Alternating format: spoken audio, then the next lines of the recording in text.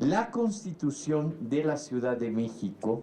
es un ejemplo extraordinario de la construcción de los marcos legislativos del siglo XXI,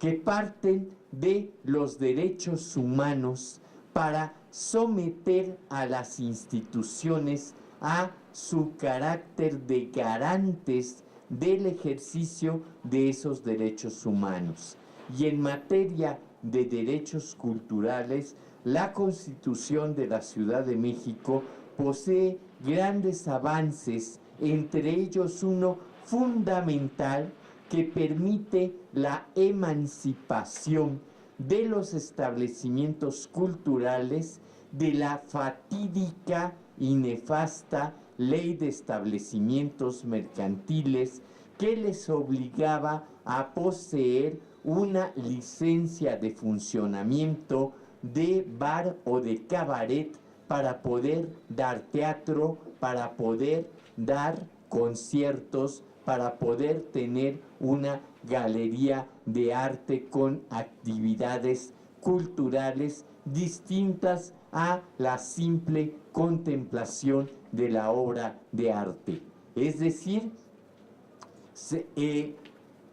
la Constitución de la ciudad, a través de un inciso H, permite que la legislación secundaria, que en este caso estamos presentando, garantice que sean tratados los establecimientos culturales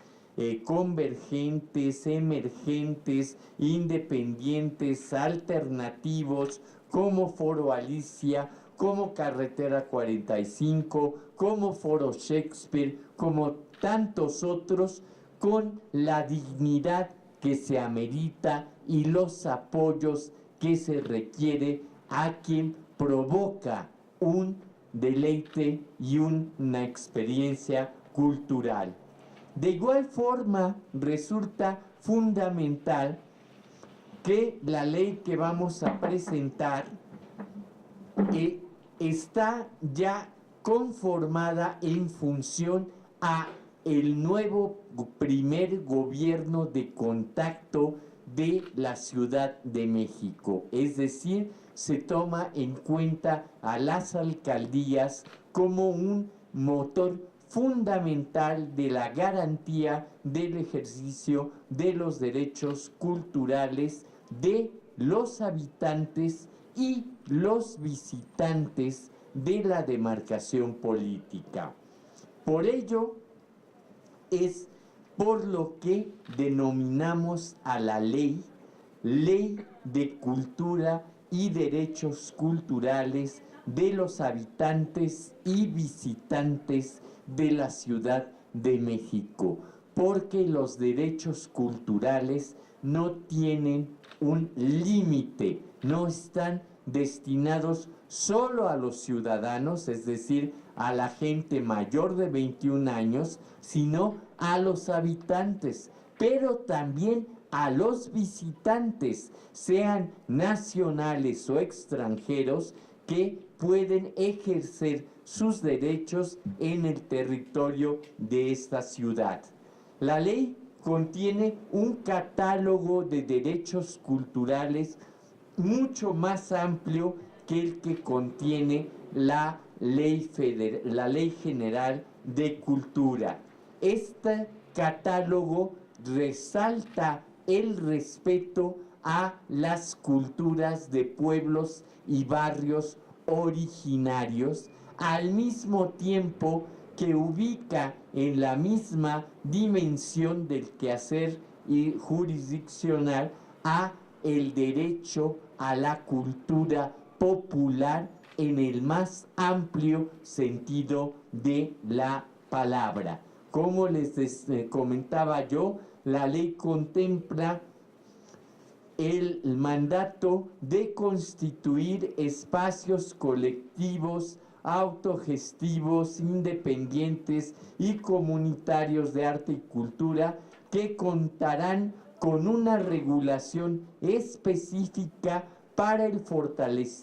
fortalecimiento y desarrollo de sus actividades, la Secretaría de Cultura será la responsable de emitir dicha regulación y coordinarse con las autoridades competentes para garantizar ese derecho. El artículo 67 y 68 hablan de los vales de cultura y define que lo que se busca con este programa es potenciar el circuito de la obra de productores y creadores con sus audiencias y podrá contemplar dos modalidades: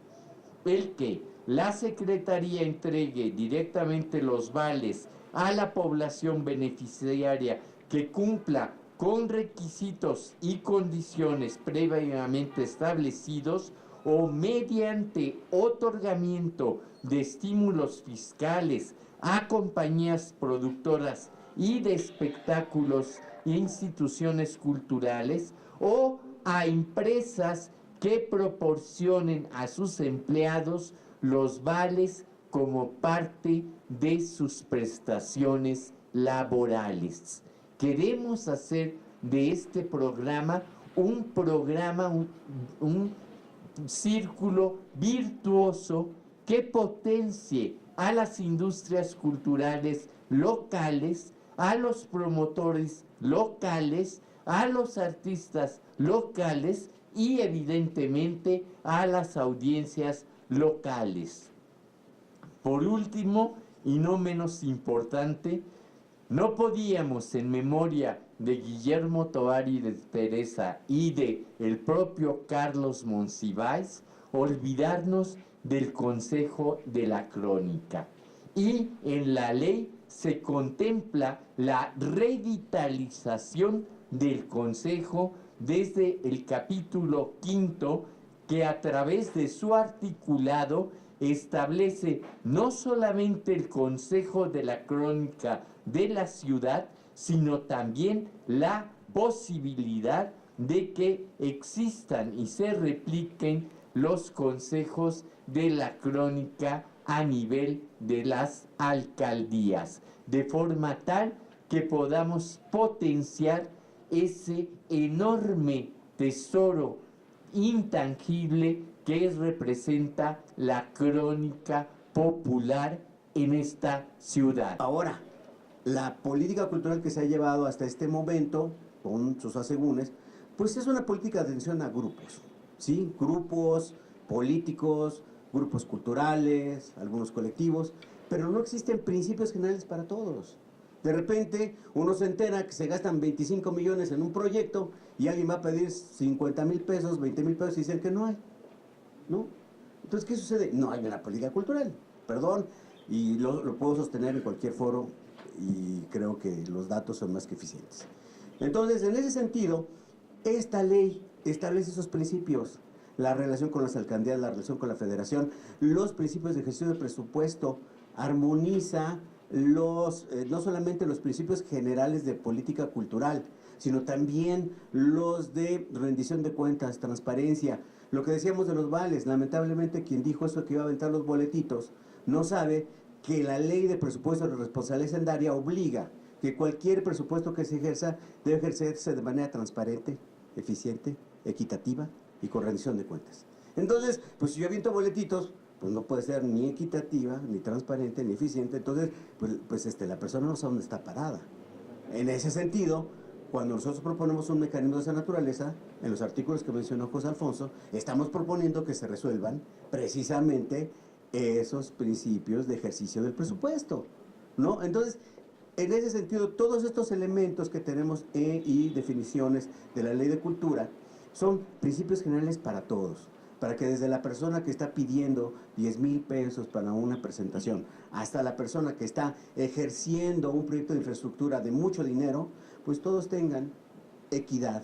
en el ejercicio presupuestario, todos tengan atención y haya una política cultural que permita programar qué sucede con la cultura en la Ciudad de México